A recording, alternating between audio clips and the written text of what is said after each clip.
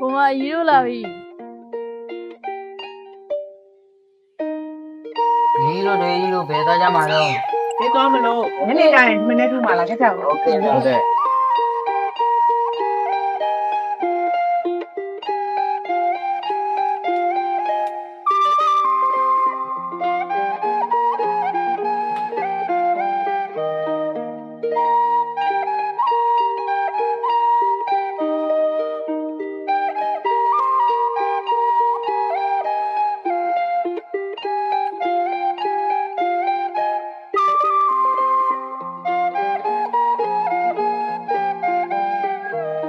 ကျေးဇူးညိုပါကိုလိုဝဲပါတယ် မထွေးလို့ဝဲပါတယ် မထွေးမှာပါဒူကြီးတာ ပါလျက်သားနောက်ကထ မထွေး